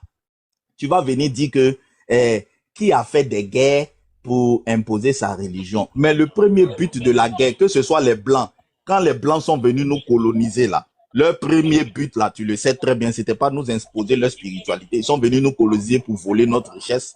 Ils avaient besoin de main-d'œuvre, c'est ça le but. En Afrique ici là, toutes les guerres religieuses là, c'est des guerres de territoire. Maintenant, non, laisse-moi, je vais finir. Laisse-moi, je vais finir. Un missionnaire, c'est quelqu'un qui a une mission, tout simplement. Un missionnaire, c'est quelqu'un qui a une mission. Convertir les païens non, je viens. Tu m'as bien écouté, hein. J'ai dit le but premier de la guerre n'est jamais d'imposer une religion. C'est français, je parle. J'ai dit le but premier. Le but premier est toujours une guerre de territoire, une guerre de richesse. Maintenant, où est-ce que tu es malin et que tu poses pas la bonne question? Fallait poser la question, mais montrez-moi un seul exemple où 2 peuples africains se sont battus et puis finalement, un des peuples a adopté la spiritualité de l'autre. Tu poses pas cette question parce que tu veux faire croire que en Afrique ici, attends. Non, laisse-moi, je vais terminer. Tu vas comprendre. Moi, je suis en train de dénoncer votre manipulation. Tu poses pas cette question parce que tu ne veux pas qu'on sache qu'en Afrique ici, il y a des peuples qui ont abandonné leur tradition pour adopter la tradition d'autres peuples africains à l'issue de guerre. Tu veux pas que les Africains sachent ça. Parce que si les Africains savent que même chez nous en Afrique ici, il y a des peuples qui ont laissé leur tradition, leur spiritualité, pour prendre la spiritualité d'autres peuples à l'issue d'une guerre, ça va conforter le fait que, effectivement, par rapport aux Blancs aussi, à l'issue d'une guerre avec les Blancs, certains Africains ont pris la spiritualité dite des Blancs. Tu veux pas ça, tu veux manipuler les Africains. Et ta volonté de manipuler les Africains, c'est de leur faire croire que non, les Blancs sont venus uniquement en guerre, leur objectif était de nous imposer leur spiritualité. Tu veux manipuler l'opinion. Parce que cette thèse-là, c'est ça qui t'arrange en tant que kémite dans ton combat. Pourtant, en Afrique ici, là, il y a plein d'exemples où des peuples africains se sont battus entre eux. Et après le combat, là, le vaincu a pris la spiritualité du vainqueur. Et jusqu'à aujourd'hui, la spiritualité que le vaincu est en train de faire n'est pas sa spiritualité. C'est la spiritualité d'un peuple à qui il a été confronté et qu'il a battu dans d'autres guerres. Tu veux pas que les Africains sachent que c'est un phénomène sociologique normal. Voilà où tu es un manipulateur. C'est comme hier sur ton panel. Sur ton panel, tu présentais le discours d'IB et tu étais en train de dire aux gens, dans la thèse que tu veux faire rentrer chez les Africains, c'est que, vous voyez, les gens se dressent contre IB parce qu'ils sont musulmans. Comme IB a attaqué la religion musulmane, c'est pour ça qu'ils se dressent contre IB. Sinon, en temps normal, si c'était pas à cause de l'islam, personne n'allait s'attaquer à IB à cause de la religion musulmane. J'ai senti ta manipulation aussi monter sur le panel. J'ai dit, mais dis la vérité aux Africains que c'est un phénomène sociologique normal. Quand on s'attaque à la religion de l'homme africain se dresse contre les gens. C'est pas lié à l'islam, ni au christianisme, ni au kémitisme. C'est quelque chose là, c'est dans le comportement de l'homme africain. Et je t'ai pris l'exemple, je dis, mais je sais que tu connais un peu l'Égypte. Qu'est-ce qui a fait que les Africains ont combattu Akhenaton? Tu as dit, oui, les Africains ont combattu Akhenaton parce qu'Akhenaton s'est attaqué à leur religion. J'ai dit, mais voilà. Donc, il faut dire la vérité aux Africains que nous, les Africains, là, nous sommes des gens que quand on s'attaque à notre religion, on se rébelle. C'est pas question de islam, kémite, chrétien, c'est dans notre comportement, on est comme ça. Mais comme vous êtes des manipulateurs, vous êtes tellement dans la manipulation, et c'est ça qu'on dénonce. Voilà pourquoi le thème de nos panels là, c'est kémite égale la manipulation. Vous manipulez l'histoire, vous manipulez les concepts, vous manipulez les choses. Vous ne faites que manipuler. Même dans vos questions sont manipulées. Parce qu'il faut manipuler l'opinion publique. Fils du suprême, s'il te plaît, est-ce que tu peux me permettre une minute? Pasteur, maintenant, pardon, est-ce que quelqu'un peut me mettre un peu en grand? Désolé, moi, je suis à la gare, là. Il y a un peu de... Est-ce que quelqu'un peut me mettre en grand? Regarde Ouedraogo. Oui, regarde Ouedraogo, l'ancêtre. Je ne sais pas si tu lis bien. Hein. En fait, c'est parce que vous voulez que les gens connaissent les traditions africaines et la culture africaine, alors que vous-même, vous ne connaissez pas la culture africaine. Regarde, l'éloignement entre les peuples africains anciens s'explique par la diversité des environnements, l'isolement géographique et la spécificité des cultes ancestraux locaux. C'est totalement spirituel. Cet isolement spirituel et social reposait sur des facteurs précis. Le territoire sacré exclusif. Chaque clan, pardonnez-moi, chaque clan liait ses rites à une terre précise,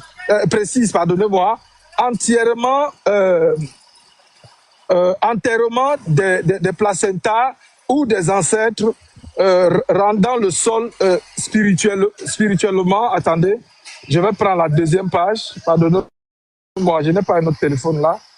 Je prends la deuxième page. Oh non, c'est pas...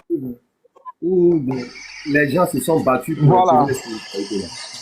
Nos ancêtres. Attends, oui. Arrive, hein. Oui. Voilà, regarde ici. Oh là là, désolé, hein, je suis à la gare. Regarde ici. Oh, je ne vois pas bien. Oh là là, comment je fais pour diminuer la page là, les frères? Attends, on va lire pour toi. Ouais. James, attends, on va lire. C'est une autre page qui veut afficher. L'autre page n'est pas encore affichée, James. Ah, d'accord. Ah là là. Donc, certainement, c'est le réseau qui doit faire ça. James, lis là-bas, même si tu ne vois pas l'autre page. Ça se trouve que ça se... Voilà. En fait, ici, on parle de la diversité des panthéons. Et on dit que, par exemple, que le sol était spirituellement fermé aux étrangers. C'est-à-dire que cet isolement s'explique par le fait que le sol était spirituellement fermé aux étrangers. Ici, la diversité des panthéons, des langues, la multiplicité. Pardonnez-moi, il y a une partie. Oh là là, je ne sais pas pourquoi l'image s'est figée. Attendez. Tu peux lire là-bas. Les ancêtres te pardonnent quoi? Voilà, la diversité des panthéons, les langues, la multiplicité la multiplicité des parners et des milliers de vies. Forêt, savane, désert. Vous voyez, forêt, savane, désert, les rituels distincts. Regardez ici au niveau des rituels distincts, les interdits et les pratiques initiatiques propres à chaque ethnie. Marquait une frontière nette entre les initiés du groupe et le reste du monde extérieur. Vous voyez, on dit les interdits, les rituels et les distincts, les interdits et les pratiques, comme ce que Ouedraogo disait ici tout à l'heure. Il disait que pour eux, c'est interdit de manger, par exemple, cheval, parce que c'est le cheval qui a aidé leur ancêtre. Alors que dans d'autres peuples, c'est le cheval là qui est leur plat préféré. Et à cause de ça, ils ne pouvaient pas se mettre ensemble. Et ça a créé des frontières, ça a poussé à l'éloignement parce que le but, la question ici, j'ai simplement demandé, je ne suis pas sur ChatGPT, j'ai simplement mis sur Google, qu'est-ce qui explique l'éloignement des peuples africains anciens? Et vous voyez que le culte et les pratiques, les panthéons étaient des causes d'éloignement des sociétés anciennes. Parce que quand tu viens par exemple dans une société, tu peux braver leurs interdits. Et à cause de ça, cela va créer des séparations, des divisions et même des guerres. Donc c'est ce que j'étais en train de dire.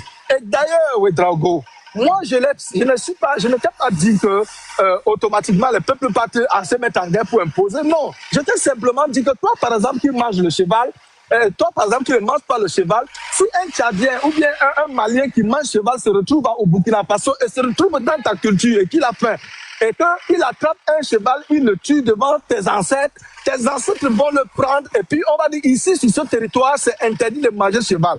Toi-même qui dis que tu vas manger ça, si tu vivais à leur époque et que tu avais faim, tu prends un cheval, tu manges, ils vont t'attraper et ils vont te mettre dans la terre. Parce qu'ils vont te dire que tu sais très bien qu'ici, c'est interdit de manger le cheval. Mais toi, tu es venu manger le cheval. Donc, ce sont ces choses-là que je suis en train de dire. Et toi-même, tu as reconnu ici dans ce panel que tes ancêtres étaient immoraux.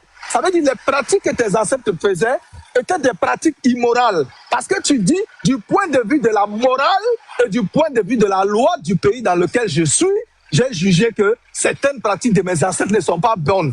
Si les pratiques du point de vue de la morale ne sont pas bonnes, ça veut dire que ce sont des pratiques immorales. Et donc, il faut reconnaître par là, Ouedraogo, que les pratiques que tes ancêtres faisaient aujourd'hui, toi, tu trouves que ces pratiques sont immorales.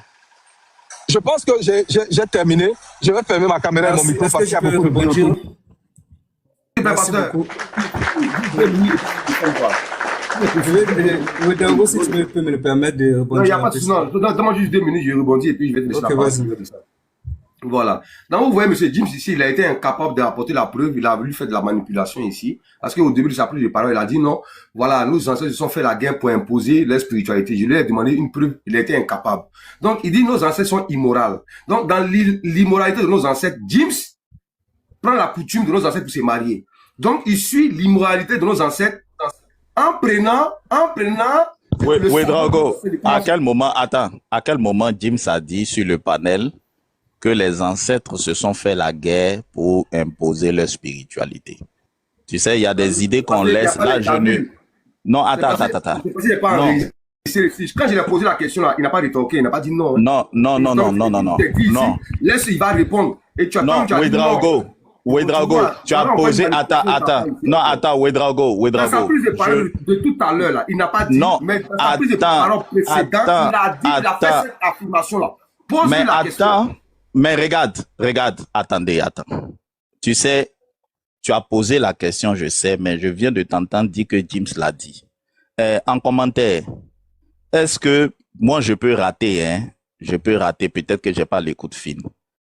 Avant que Ouedraogo ne pose la question, est-ce que dans l'allocution de James, vous avez lu et entendu qu'il a dit que les ancêtres se sont fait la guerre pour imposer leur spiritualité, en toute honnêteté? En toute honnêteté.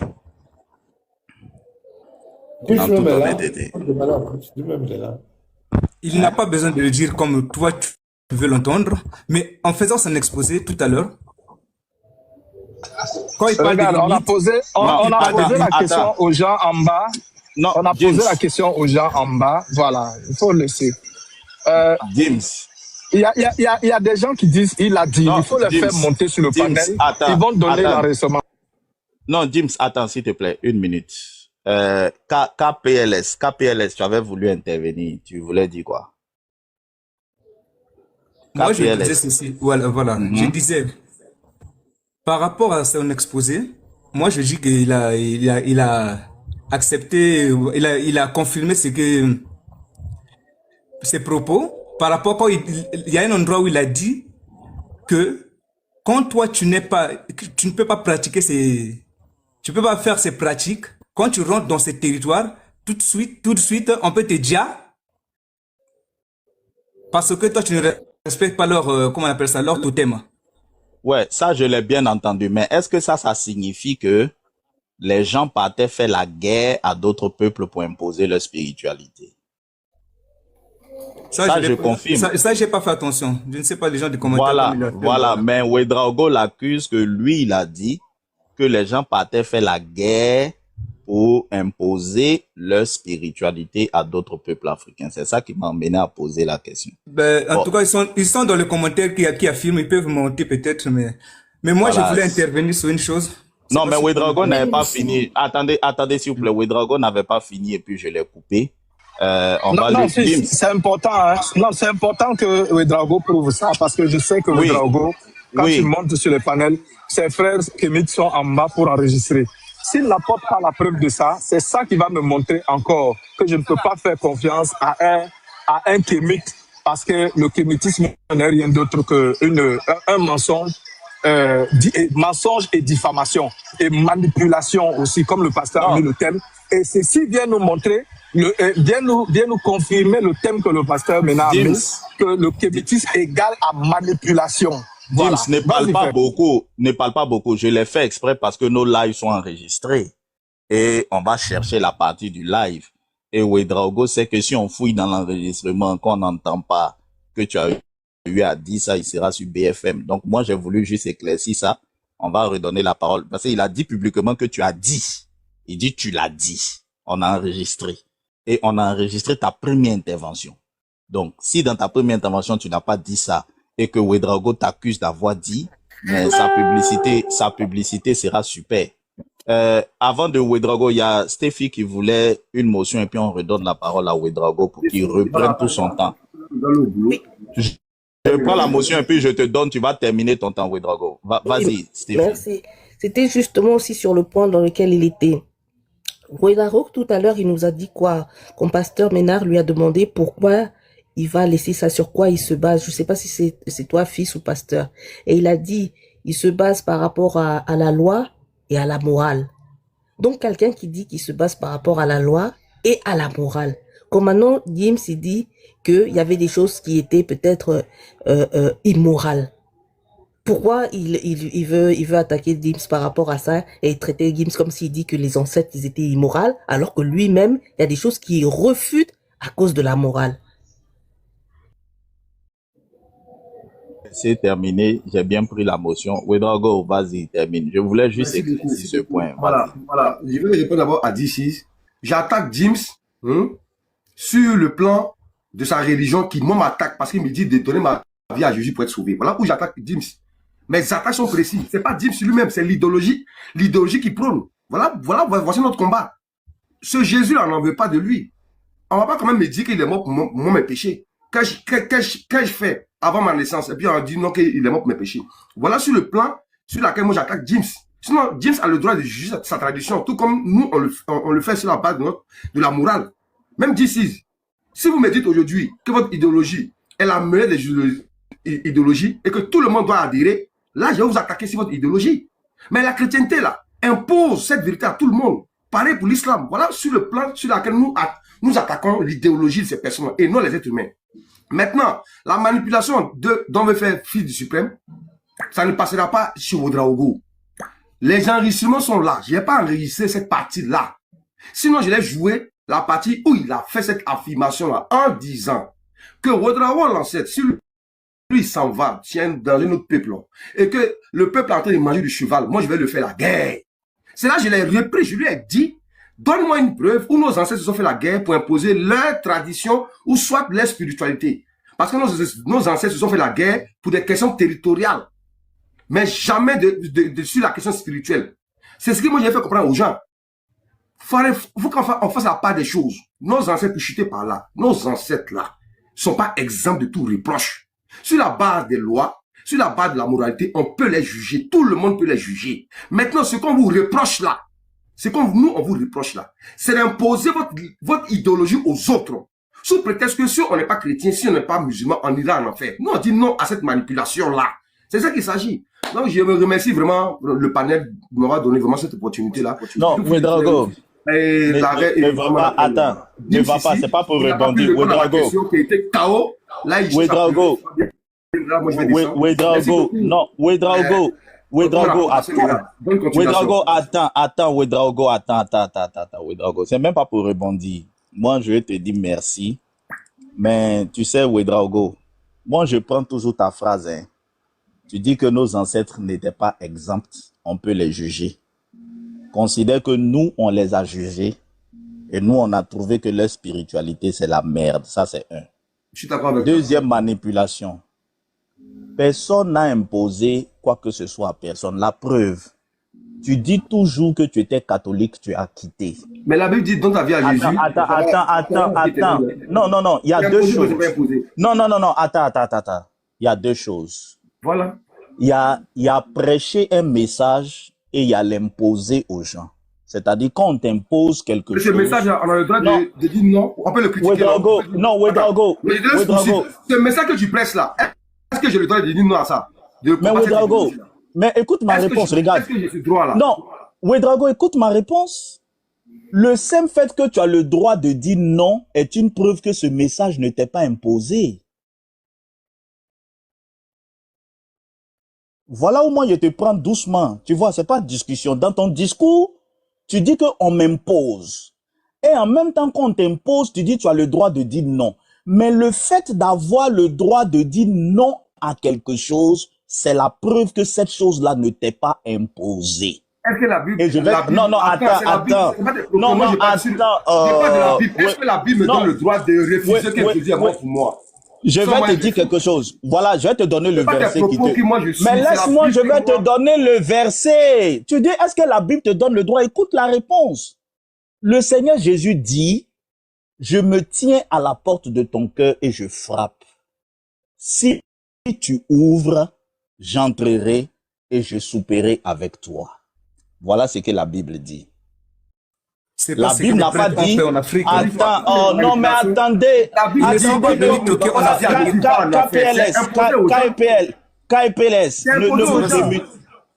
Non, regarde, c'est ça que je n'aime pas. S'il vous plaît, c'est ça que je n'aime pas. Vous m'avez posé une question. Quand la réponse vous plaît pas, vous vous démutez, vous sémez le désordre. Voilà un qui dit c'est pas ce que les prêtres ont fait. La question de Ouedraogo, c'était pas qu'est-ce que les prêtres catholiques ont fait en Afrique.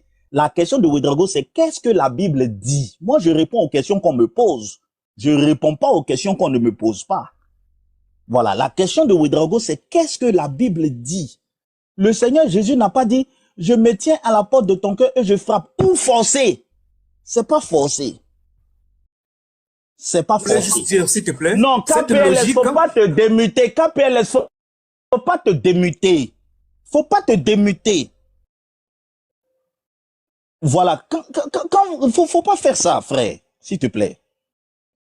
Voilà, vous dites des choses, quand on les déconstruit, je pense que les 455 personnes qui m'écoutent connaissent le sens de imposer. Quelqu'un qui dit, vous imposez, et qui dit, j'ai le droit de dire non, ben le droit de dire non est une preuve que ça n'était pas imposé.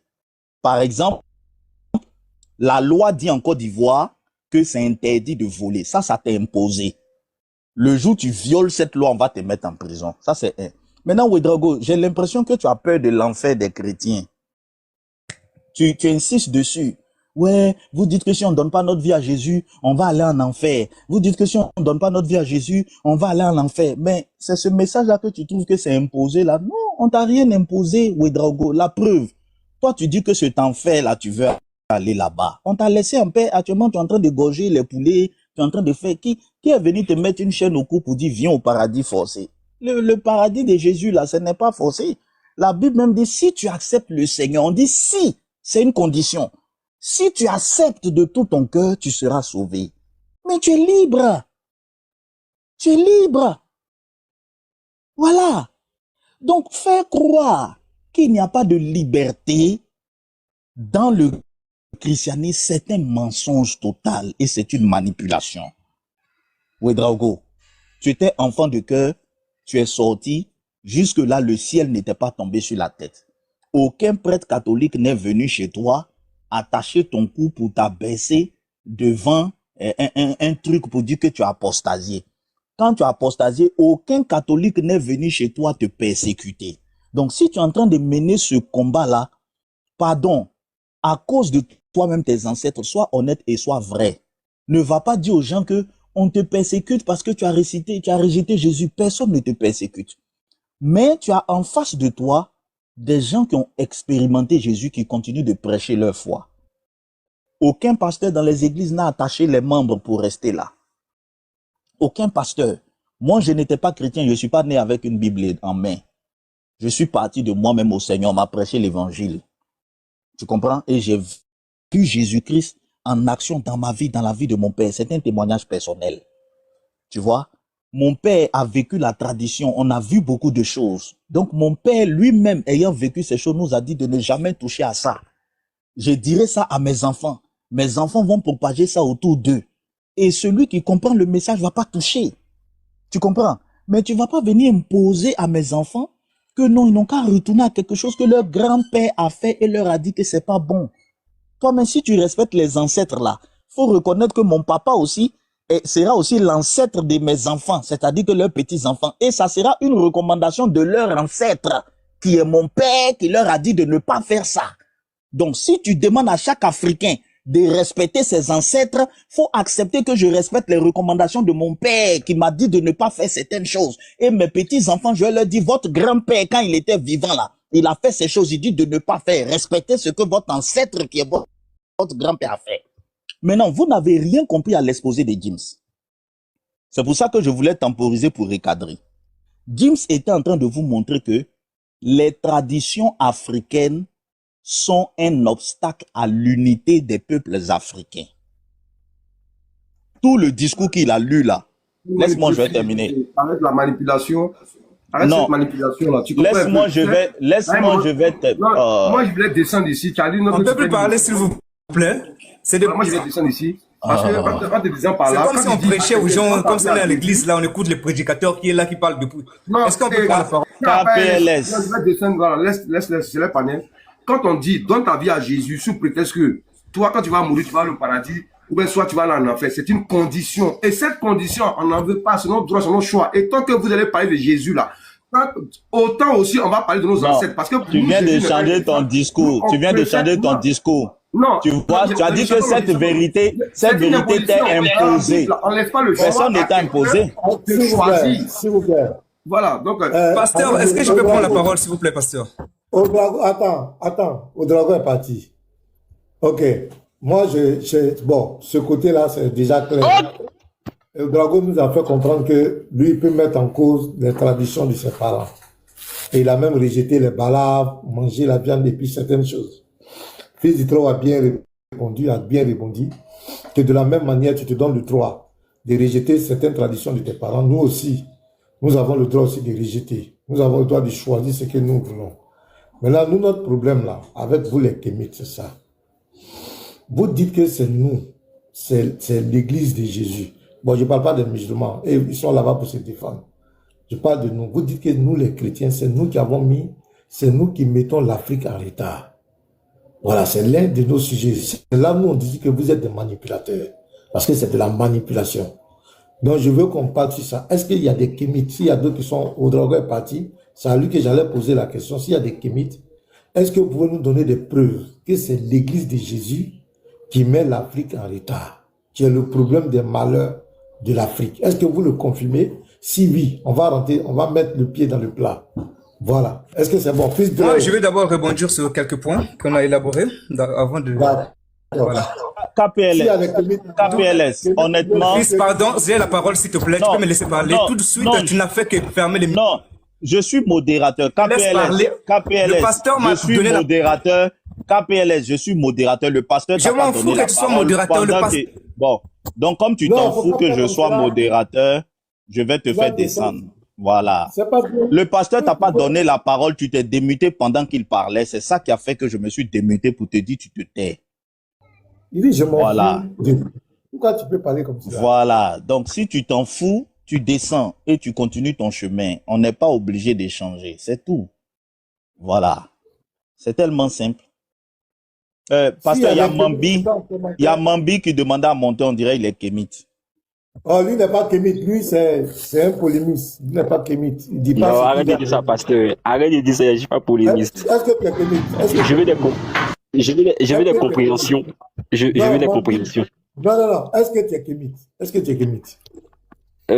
Bon, si je ne suis pas chrétien, je ne suis pas musulman, et puis vous pensez que je suis kémite, alors je suis kémite. Hein. Non. Faut pas dire si je ne suis pas tant. Ok, donc allons. Est-ce que tu es chrétien? Fils de est-ce que tu es chrétien? Fils de Tu m'appelais? Oui. Est-ce que tu es chrétien? Bien, je suis chrétien même à mort. Merci. Est-ce que tu es kémite? Je suis kémite, mais pas à mort. Non, regarde, mon ami, il faut bien parler. Hein. Je suis kémite. Tu es kémite, voilà, donc ça tombe bien. Est-ce que c'est les chrétiens, le christianisme qui met la foi chrétienne qui met l'Afrique en retard, selon toi? Bon, là, c'est une question qui est un peu délicate, mais je vais essayer de répondre à ma manière, quoi. Parce que si on part du principe que la chrétienté s'est installée en Afrique ici, sous un rapport de violence, de manipulation, comme, bon, vous le reprochez Kémit aussi, sinon, tel que D'accord, le tu vas ouvrir christianisme. ta caméra, ça tombe bien, tu donnes les preuves en même temps. Nous, on ne parle pas en l'air ici, tu vas donner les preuves. Tu es en grand, tu peux ouvrir ta caméra. Les dates, les événements. Voilà. Parce que si on n'est pas, il y a 400 personnes. On ne peut pas dire des choses en l'air. Tu donnes les dates. Non, c'est pas que je dis des choses en l'air, mais si quelqu'un a la connexion, parce que moi, j'arrive pas à ouvrir ma caméra, si quelqu'un a la connexion, vous partez sur Google, voilà, quelqu'un qui peut, et puis vous tapez, tu tapes le discours de Léopold II, roi de la Belgique. Ok. Et puis, s'il y a quelqu'un qui C'était un peut... pasteur. Non, pasteur, pendant que tu tapes, je lui demande, c'était un pasteur, c'était un prêtre, Léopold II? Léopold II, c'était un roi. Bon, mais le sujet qui t'est donné, c'est sur le christianisme. Je sais, On dit, attends, frère. Frère, souvent, on a des petits problèmes de logique avec vous. Le pasteur t'a posé une question. Est-ce que c'est le christianisme? Attends. Est-ce que c'est le christianisme? Attends, papa. Oh. Laisse-moi recadrer la question. Je vais te donner les minutes que tu veux. La question qui t'est posée, c'est est-ce que c'est le christianisme qui met l'Afrique en retard? La question est C'était claire. Léopold II. Je te demande, c'est un pasteur? Tu dis non. C'est un prêtre? Tu dis non. Bon, on parle du christianisme. Tu viens nous donner la parole d'un roi. C'est pas du coq à l'âne. Hein, Mambi? Alors, chérie. Ouais, chérie. Pasteur, mutez-vous. Pasteur, mutez-vous. On entend votre communication. Pasteur. Ouais, bon, vas-y, Mambi. Ok, donc c'est ce que je disais là. Maintenant, s'il y a quelqu'un qui peut aller prendre le discours de Léopold II et puis soit le mettre en grand caractère et puis le lire, il verra que... Je veux comprendre d'abord quel est le lien. Laisse-moi continuer d'abord. Voilà. Voilà, donc il verra que ce discours de Léopold II là, c'était un discours qui s'adressait exclusivement aux prêtres qui devaient venir avec les administrations coloniaux en Afrique. Et il va leur dire clairement quelle est leur mission lors de leur débarquement en Afrique. Voilà. Voilà, si quelqu'un peut le lire maintenant, il le lit. Maintenant, un roi a donné une mission à des prêtres. En quoi est-ce que ça engage le christianisme? Moi, je veux comprendre. Moi, attends, je vais te donner un exemple. En Côte d'Ivoire, je suppose que tu es ivoirien, non? Je suis ivoirien, ouais. Bon, en Côte d'Ivoire, quand il y a eu le conflit, là, les politiques ont donné une mission aux hommes religieux. Certains hommes religieux avaient pour mission de faire des médiations, de faire des trucs. En quoi est-ce que cette mission ponctuelle donnée à des religieux engage leur religion? Je veux comprendre la logique de ça. Vous m'avez posé la question de savoir en quoi est-ce que la religion met à mal le développement de l'Afrique. Maintenant, moi, j'essaie de vous répondre sur la mission qui était celle des personnes qui ont porté cette religion en Afrique. Vous ne pouvez pas lire. Non, maintenant, non, je te pose la question. Non, ils sont venus, ce sont les missionnaires. Ils sont venus avec une fiche de mission en Afrique, des prêtres. Ils sont venus avec une fiche de mission. Bon, si vous, qui dites que vous êtes chrétien, ça vous gêne pas qu'un roi donne des instructions fermes à des prêtres pour venir coloniser une nation ou un continent là. Bon, moi, je ne comprends pas dans quoi on est maintenant. Maintenant, moi, je te pose la question. En quoi est-ce que une mission donnée à un individu engage le christianisme? Tu vois, non, je ne refuse pas ton argumentaire. Non. En quoi, regarde. Oui. Cette mission qui a été attribuée par le roi là, elle influence le discours qu'auront ces prêtres-là dans ces pays africains. C'est de ça qu'il s'agit. Donc, quand ils vont venir comme ça là, leur discours vis-à-vis des Africains sera biaisé. Maintenant, c'est ce que je... Voilà, merci d'avoir utilisé le mot. D'accord. Tu as vu? Tu es en train de dire que les prêtres sont venus avec un discours biaisé. Oui. Ils sont pas venus... Attends. Ils sont pas venus avec le vrai discours de leur religion. Ils sont Si venus tu veux. avec... Non, calme-toi. Parce que ma question va revenir. Tu vois, les réponses se trouvent dans toi-même, ta bouche.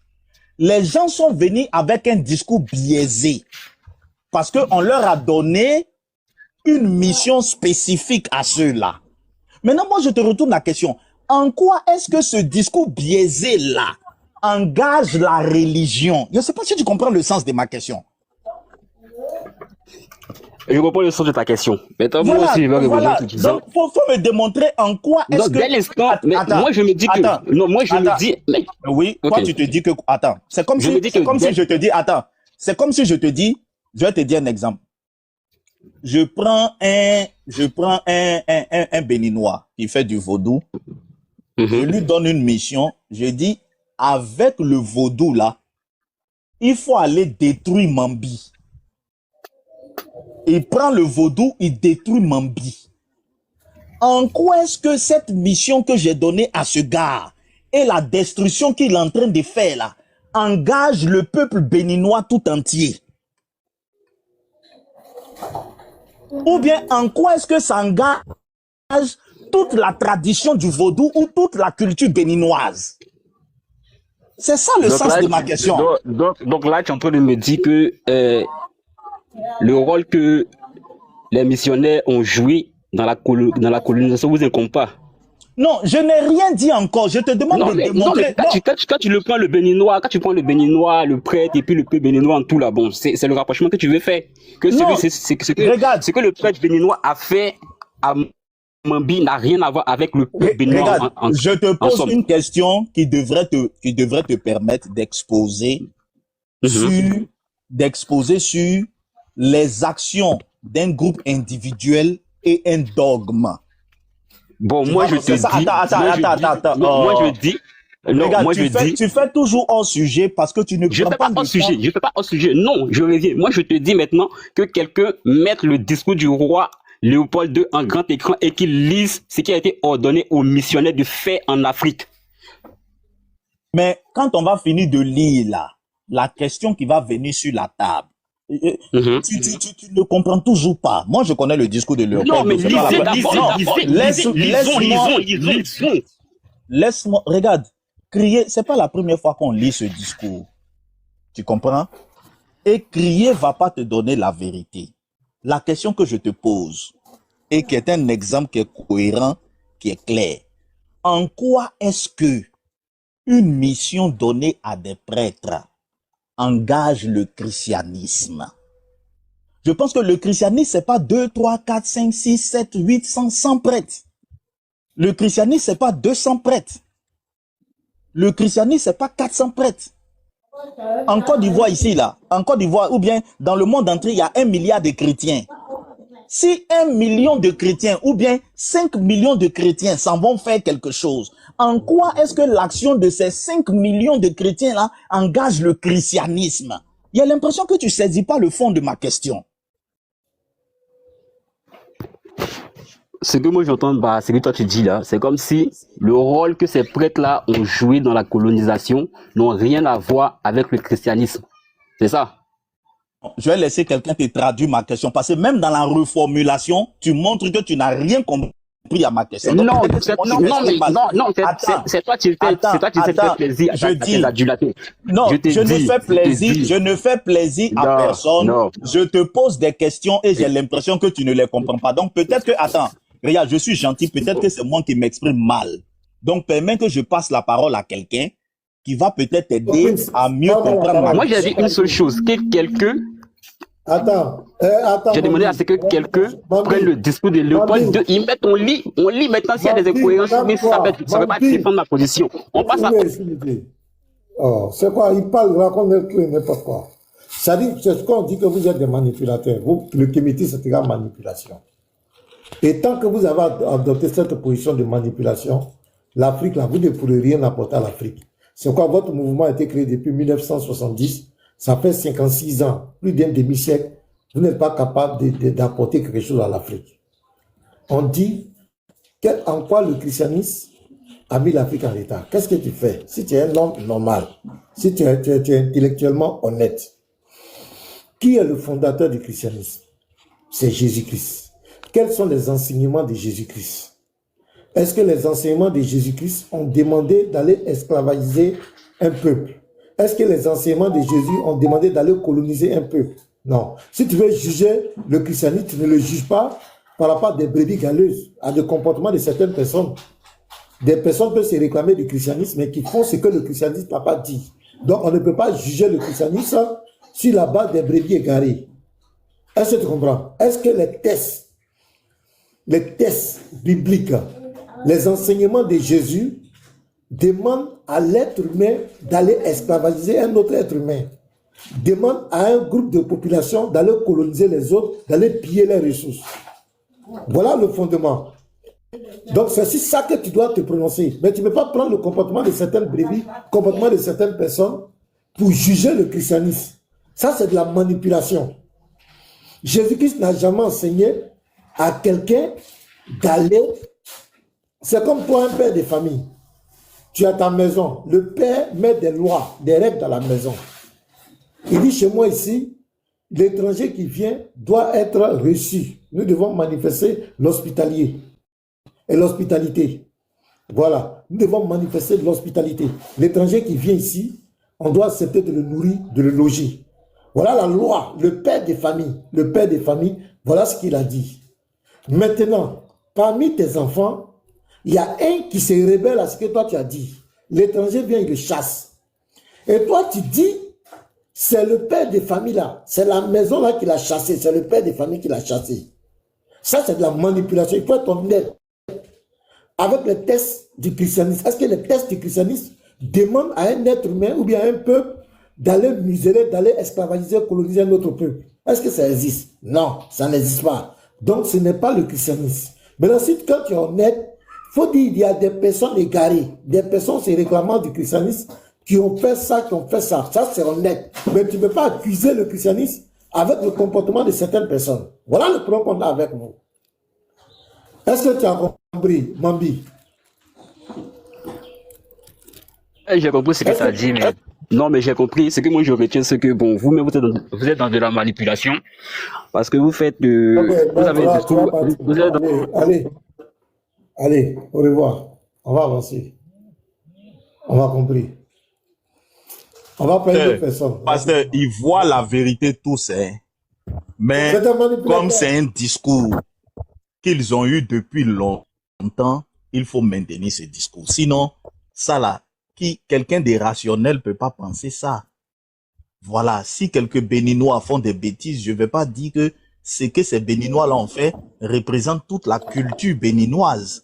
Si quelques personnes se lèvent, ils sont allés faire quelque chose, même s'ils l'ont fait même au nom du soi-disant Bénin, je ne vais pas dire que ça représente toute la culture béninoise.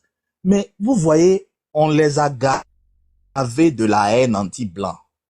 Ils sont en train de nourrir une génération africaine de haine raciale. Et c'est très dangereux pour l'avenir du monde. Il y a un certain nombre d'Africains qui se sont levés et qui sont en train d'enseigner la haine raciale à leurs enfants. Ils distillent ça petit à petit, petit à petit, petit à petit, la haine de l'autre. Ils ne s'arrêtent pas à la haine raciale. Ils poussent leurs enseignements à la haine du noir africain qui n'a pas la même pensée qu'eux. Vous comprenez? En l'occurrence, quelqu'un qui est un Africain, qui est un chrétien, on va enseigner la haine de cette personne. On va enseigner la haine de cette personne et les présenter comme les traîtres à l'Afrique. Vous comprenez? Et il y a... bonjour à tous. Bonjour Sofiane, tu peux attendre, on va te passer la parole. Ok. Il y a des gens qui étaient là avant toi, on va te passer la parole. Donc, ce discours de haine sur fond de manipulation, de faits historiques là, ben ça ne passera pas. Chers Africains, ça ne passera pas du tout. Vous aurez beaucoup de mal. C'est pour ça que depuis 1970, vous êtes en train d'enseigner, vous enseignez. Ça ne produira que beaucoup d'échecs et beaucoup de révoltes. Le résultat de ça va être une guerre fratricide interafricaine. Vous comprenez? Et quand on va finir de se limer entre nous Africains, eh ben les Blancs reviendront encore piller nos ressources. Parce que ça ne passera pas. Voilà. Et ça, on essaie de vous le faire comprendre, mais vous semblez ne pas le comprendre. Vous semblez ne pas le comprendre. Voilà. Donc, il y a Setso qui est là. Setso, Shalom, tu n'as pas encore parlé. So. Fais une motion rapide. Hein. Vas-y, Setso. En fait, voilà, je te comprends, fils. C'est-à-dire qu'il y a un discours qu'on peut tenir au nom de sa croyance. Ça peut arriver.